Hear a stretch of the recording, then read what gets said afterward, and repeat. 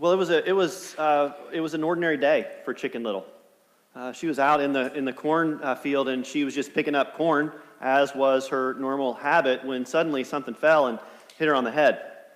She didn't know exactly what it was. She looked up and there was nothing there, and so she assumed that there was only one thing it could be, and that one thing was pretty obvious. The sky was falling. A piece of it had fallen and hit her right square on the head. And she knew that that was a sign that the rest of the sky would soon be falling, and that would be a big problem. And so she decided that she was going to do something about it. She was going to go tell the big boss of everything what was happening, so that the big boss could make sure to take care of everyone, so that when this future calamity came, at least some of the people would be okay. And so Chicken Little sat out, and she began a journey to go and tell Big Boss that the sky was falling. Shortly after she began her journey, she ran into Cocky Locky. Cocky Locky said, "Hey, Chicken Little, where are you going in such a hurry?" And Chicken Little said, "Hey, Cocky Locky, the sky is falling. I got to go tell Big Boss what's happening before something really bad happens." And Cocky Locky was taken aback. And Cocky Locky thought, "My goodness, if the sky is falling, that is a really big deal. And we do need to go find Big Boss, tell Big Boss what has happened, because we don't want anybody to get hurt unnecessarily." And so Chicken Little and Cocky Locky set out on their way. And not long after the two of them had set out on their way together, they came across Ducky Lucky. And Ducky Lucky was like, "Hey, what are you guys doing?" And Chicken Little and Cocky Locky told Ducky Lucky, "Hey, the sky is falling.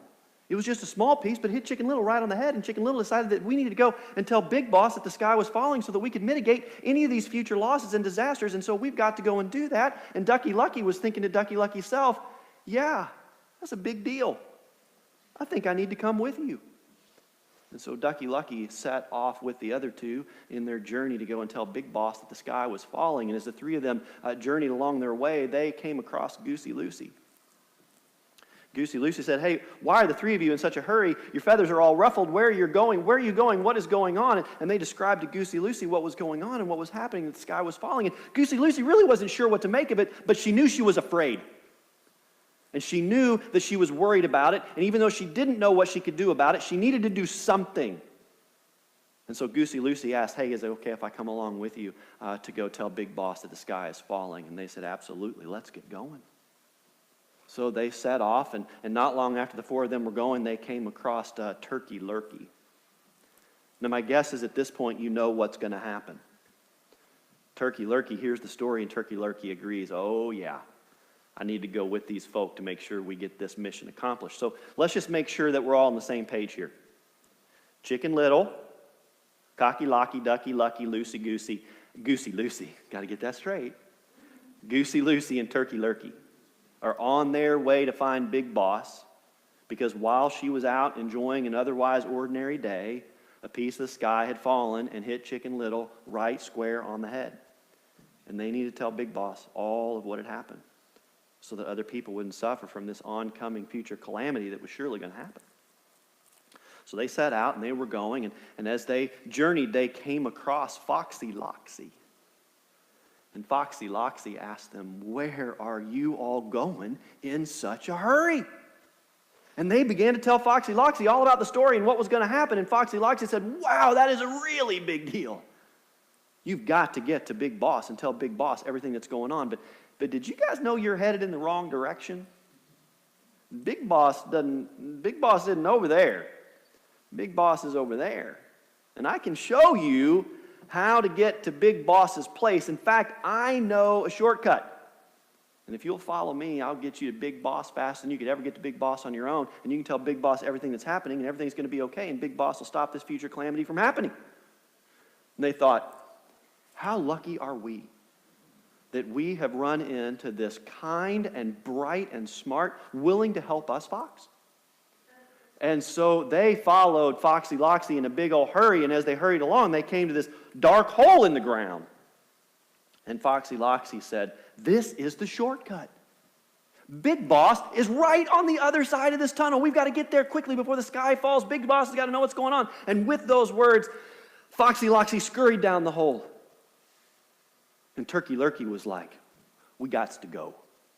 And Turkey Lurkey right down that hole, right after Foxy Loxy. And one by one, every single one of those animals, Turkey Lurkey, Ducky Lucky, Goosey Lucy, Cocky Locky and Chicken Little. Right down the hole and right into Foxy Loxy's belly. And after Foxy Loxy had fed on Foxy Loxy's new friends, Foxy Loxy went out and rested for the rest of the afternoon under a beautiful sunlit sky that remained firmly in place and even remains in place to this day. Oh, thank you. I'm here all week. You might retract that applause here in about 5 minutes. All right, 1945. There was a group of scientists who had worked together on the Manhattan Project, and they were really worried about what they had created. They had helped to develop and to build our country's first set of nuclear weapons. And they were concerned that the public really didn't get and understand the risks and the dangers of these new things that they had created. And so they formed a group, and the group was called the Bulletin of Atomic Scientists. And the purpose of that group was to make sure that people understood exactly what we had gotten ourselves into. They were worried. And one of the things that they did in their work together was they created this thing called the Doomsday Clock. I don't know if you've ever heard of the Doomsday Clock. It's not a real clock. But the idea behind the Doomsday Clock is that future calamity happens at midnight. And so we do not ever want the hands of the Doomsday Clock to hit midnight. We want to stay ahead. We want to stay behind that, right? And so they set the clock based on the level of risk that they perceive us and the world to be in terms of some kind of future calamity. In the mid-1940s, the first time they created the clock, they set it at 7 minutes to midnight. That's where they initially set the clock. In 1949, the Soviet Union successfully tested their first atomic weapon. And so they moved the hands of the clock to 3 minutes to midnight to reflect the risk that was growing. 1953, after continued successful tests from both the United States and the Soviet Union, they decided to move the hands of the clock 1 minute closer to 2 minutes to midnight. The hands of the clock have moved back and forth since then. The furthest away from midnight the hands have ever been was in 1991. In 1991, the United States and the Soviet Union signed the START Treaty, which was a treaty that began to reduce nuclear stockpiles in both of the nations. And when that began to happen, they believed that we were stepping back from the precipice of that kind of calamity. So they moved the hands of the clock back accordingly. About a week and a half ago, the Bulletin of Atomic Scientists, which is still a very active group, they came out with where they're going to set the hands of the clock this year. And where they set the hands of the clock this year is 2 minutes to midnight. Now, if you remember what I told you just a few minutes ago, 2 minutes to midnight is the closest to midnight it's ever been, and it happened back in 1953. It actually happened last year. They've decided to keep the hands of the clock at the exact same place this year. And what they're saying is that we are now in what could be considered a new abnormal, where we are facing a variety of risks, potential future risks, that could be a really big deal for us if they were to come true. Now, there are some people who think that the Bulletin of Atomic Scientists and the Doomsday Clock and all that stuff is just chicken little thinking. It is just designed to create fear, to get people ruffled up so that they will do what they want them to do because they believe that that group has a certain political ideology and they want to funnel people into behaving in a way that falls in line with that. At the same time, there is a large number of people who believe that what they're talking about is based in fact, and that actually the risks that they talk about are very real. And if we don't alter the course of humanity and where we're going, those risks may actually come to fruition. And we might find ourselves in that place that no one wants to be.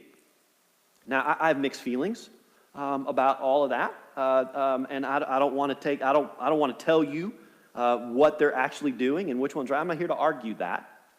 What I want to talk about is just this idea of fear, this idea of the fear of future. I mean, Chicken Little experienced fear. She thought it was very, very real. In 1945, this group of scientists, they had very real and understandable fears about what might happen if we didn't change the course and the direction of where we were headed. Sometimes we have fears as to what our future is going to look like. And as we are in the midst of a series where we're dealing with various fears that we face and how we can overcome them and work through them, I think it's important, while a little bit disconcerting to be sure, I think it's important for us to talk about this idea of fear of the future and fear of things that may or may not happen, but things that might keep us up at night, that we might worry about for ourselves, our communities, our country, our children, and our grandchildren. Quick question. How many of you remember this movie? The Day After, right? Remember this movie? Came out in November 1983. I was 12. You can do the math. November 1983 is when the movie came out. This is what the movie was about. It was about a fictional conflict between NATO countries and Warsaw Pact countries. And that conflict grew to the point where there was a nuclear conflict between the United States and the Soviet Union. And this was one of the biggest it remains one of the biggest television hits, one of the biggest television events in United States history. It had as many people watch this. It was at the time, and for many, many years following, more people watched this movie than any other made-for-TV movie. It was an event. It was a cultural event, and it was kind of a big deal, and it sparked a lot of fear. Now, if you, like me, I was raised in the 1970s, 1980s. Those were my formative years. And that was right in the heart of the Cold War. And there was a lot of conversation about our foreign adversary and the Soviet Union and what may happen in terms of nuclear arms race and all those kinds of things. I remember when I was a young boy talking with my classmates about target lists. Do you remember this? Right? Like that there was a list of targets, and every place was ranked based on which one was going to be targeted first. I don't even know if these target lists were real. I'm not sure where people got them. But I was born in Amarillo, Texas. And in Amarillo, Texas is the Pantex plant. I don't know if you know what the Pantex plant is. It's the place where they assemble and disassemble all the entire nuclear arms for our nation. And so I was pretty sure when I lived in Amarillo, Texas, that we were high on the target list. I was a little bit relieved when my mother moved. My parents got divorced. My mom moved us to Oklahoma City. I was still worried about my family and friends back in Texas, but we got to Oklahoma City, and I thought, well, at least I don't live next to Pantex anymore. And then I learned about Tinker Air Force Base. That's where the AWAC planes are. And my friends in Oklahoma City kept saying to me, oh, yeah, it's way up there on the target list because they don't want people to know where things are. They want to get that radar system down. And I thought, oh, wow, we're just as doomed here in Oklahoma City.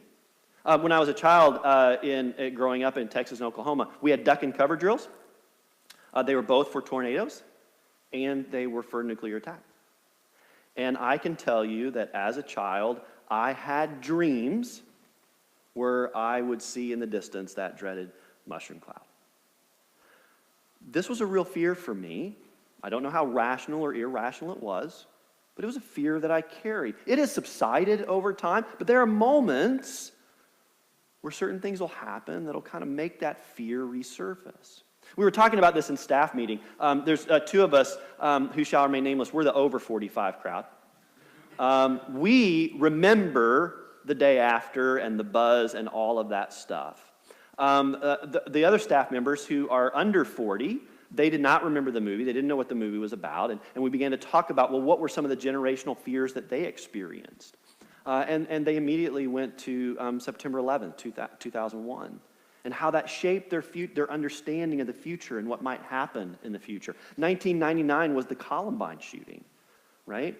And we know how that has changed the course of how we deal with safety in schools. And now our kids, for right reasons, they are trained to respond to what they call active shooter situations. And in so doing, they go through drills. And what we're discovering is that those drills, they do create awareness, but they also create fear about what may or may not happen in the future. Fear that reminds me of the fear that I experienced when we did those duck and cover drills, right? You've got to prepare, but in the preparedness, sometimes you increase your fear in a way that may or may not be helpful. My grandparents lived through the Great Depression. It forever altered the way they lived their lives because they were afraid if we ever got to that place of economic calamity again, they wouldn't be ready. If you lived through the Cuban Missile Crisis, you remember the imminent fear of that moment. It seems like regardless of what generation you are, regardless of what generation you're in, there's been some kind of event, some kind of risk that has talked about this future fear that, if not corrected, could be something that could bring us to the point of calamity. And sometimes those fears get the best of us. Sometimes those things cause us a lot of fear, and they keep us up at night, and they cause us to worry, and they prevent us from living an abundant life right here and now. And sometimes we struggle to live with courage and hope in the midst of what can be a very uncertain world because we're extremely worried about what may or may not happen in the future. If then that. You know, there's a part of me that thinks, the rise of dystopian literature and stories and movies has become increasingly popular right now. I think a part of that is kind of a catharsis and a living into how we deal with what may or may not come. And again, I think it's important that while it may be a little bit uncomfortable, we need to think about the future and what the future may be, and we need to deal with our fears about that. Because for some of us, we do worry about the future. And we worry about the world that our children and our grandchildren are going to grow up in. And our reasons for those worries may be different, but to some degree, most of us have wondered and worried, what's the world going to be like if this, then that? What we've been talking about through this series, and it's a refrain that we repeat over and over and over again because I think it's the best place for us to start. Whenever we are dealing with something that causes us fear, one of the first questions that we ask is this rational? Is it a rational fear or is this an irrational fear? And when it comes to fears, facts are our friends. We need to get as much fact as we can, and we need to realize what's going on, and we need to dig into it a little bit. And friends, there are some very real things about which we should be concerned. That if we do not address them, if we do not monitor them, if we do not kind of keep them reined in, they may spiral out of control, and we may find ourselves in a future that none of us want to experience. But here's one of the things that gives me hope in the midst of that. When we know that a fear is rational, we can respond in rational, active ways to make a difference and reduce that risk. Go back and look at the course of human history. And over in human history, you see these moments of potential calamity, and you see that everything being brought down and kind of calmed down and worked through. How? Through humans. Now, I don't always have the greatest hope in humankind, but humankind gives me a lot of hope. Because when we come together rationally and we work hard and we use our gifts and our intellects to handle the challenges that we face in very real and honest ways, right? There are very few things that we cannot overcome. There are very few challenges that we cannot successfully navigate, right? Through which we cannot successfully navigate. We are very capable people. And we respond rationally, and we respond reasonably, and when we put those rational fears to work with rational actions, we can shape the course of the future in very real and remarkable and positive ways.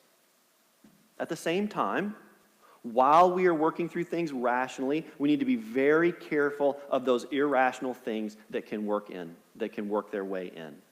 Whenever we're facing or thinking about a possible future existence and a struggle or something that we may want to confront, we need to dig in and make sure that we're being reasonable about it. My advice always is to ignore the fringes, because typically on the fringes is where we find some Chicken Little thinking, right?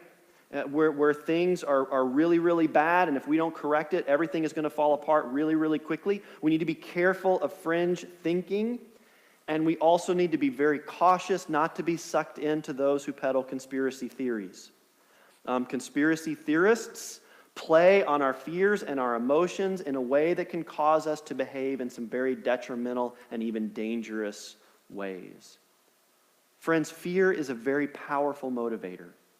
And there are people and groups and organizations who will use our fears of what may or may not happen to get us to act and behave in certain ways. And if we follow that line of thinking, we may find ourselves in the same situation as Chicken Little and her friends, right? We may encounter some wily fox who leads us down a path that ends up in our own destruction. And we've got to be really careful of that. As I said, there are days I worry, but there are also days I have great hope and I have great comfort because I know what we are capable of as people. In the midst of all that uncertainty, there is a source of comfort for me. A place where I turn and a reminder of God's promise that kind of helps me turn down the volume of fear. One of the things that we talk about a lot because we just want to be real and open and honest about our faith is that faith does not guarantee a future that's without harm or fear or suffering. We know that that's not the story of our faith because no matter how faithful you are, you're going to experience those things. And if you don't believe me, go back and read the story of Scripture. Every single significant character in Scripture, they experience suffering and pain and worry and death and hardship. All of them experience that. The purpose of faith is not to isolate us from the things that threaten us. It's to help us find comfort and hope in the midst of them and to give us guidance to work our way through them. And one of the places that I find that is a place that might surprise you. It's the book of Revelation. Now, there are those who use the book of Revelation in a way that actually sparks and causes fear. They use the book to talk about an apocalyptic future, which is very frightening. When I was a young boy growing up in the heart of the Bible Belt, that was a very common thing for me to experience. And it caused me a lot of worry and a lot of fear. And so I was raised in a lot of ways to really not like that book and be afraid of that book. This is what I learned as I went through my own theological studies and have come to know and understand that book a little bit more.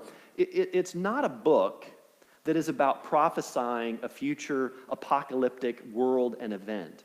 It's actually a book that was written to a very specific community that was experiencing some very uncertain times, where they were afraid and frightened because there were some future threats that they believed were going to forever alter their future in negative ways. And so this was a book that was written to those people, not to frighten them about what was going to come, but to comfort them in the midst of the uncertainty in which they were already living. And here's where the greatest source of that comfort came. We all know the story of Scripture and how it starts, right? It starts in Genesis, and at the beginning of Genesis, as we talked about last week, God creates humans, and God creates the animals, and God creates the world, and God puts everybody in this perfect garden, and in that perfect garden there is no death, there is no suffering, there is no pain, there's no tears, there's no worry. It is a perfect paradise. And then a tempter comes, a deceiver comes, and peddling fear and peddling false ideas of truth and what the humans who were living there may discover, led them down a path that took them to their own destruction. They gave in to that fear, they gave in to those ideas, and because they did so, they did the one thing God told them not to do, and paradise was lost. And since that point in time, not long after they were expelled from the garden, humans begin to experience violence, death, suffering, pain, grief, crying, all those things that people have experienced throughout the course of human history. So in this moment where people were really suffering, this guy named John, riding on an island called Patmos, wants to give them comfort. And what he does is he kind of takes them through some stuff, and then he makes a promise about how God is going to restore paradise for God's people. That there's a future that is not one we need to fear, but one that should comfort us. And here's how he wrote about that. Then I saw a new heaven and a new earth, for the first heaven and the first earth had passed away, and the sea was no more. And I saw the holy city, the new Jerusalem, coming down out of heaven from God, prepared as a bride adorned for her husband. And I heard a loud voice from the throne saying, "See, the home of God is among mortals. He will dwell with them. They will be his peoples, and God himself will be with them. He will wipe every tear from their eyes. Death will be no more. Mourning and crying and pain will be no more. For the first things have passed away." It's paradise restored. And in this promise of God, what we are reminded of is the fact that we worship a God who is more powerful than any human force or any force that we may ever encounter as humans. And while there isn't a promise that our future will be free of calamity or suffering or harm or those things that we might fear, there is a promise that no matter what we face, no matter what we encounter, the final chapter is already written. And it's not one we need to fear. It's not one we need to worry about. It's one that promises us that ultimately love will win. That ultimately we will find a paradise restored where God is in our midst and God is with God's people. Death and pain and crying and mourning, all of those things have gone away. And we are finding ourselves living the abundant life, reconciled with God, in the way that God has always intended. Now look, I know it's kind of weird. We don't spend a lot of time in this church talking about the end times and fears of the future and what may come. And it's a little uncomfortable to do that.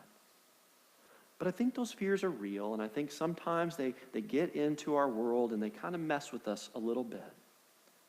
What I would like to invite us to do is when those fears are rational and they're real, we need to take real and rational action. And we need to do everything we can to make sure that our future and our children's future and our grandchildren's future is one that we can live into with hope and courage and excited, eager expectation. At the same time, when those fears are irrational, that we'll kind of step back a little bit. That we won't give in to chicken little thinking, that will gain the hope that we need to know that we're not alone and that God is in our midst. And what if that imagination that sometimes takes us to frightening places when it comes to the future, what if we allow that imagination to take us to a future without those frightening things? That's the future that God tells us is in store for us. So may we not only envision, but seek to live into the hope and the promise of the future that God has in store for every one of us. Amen.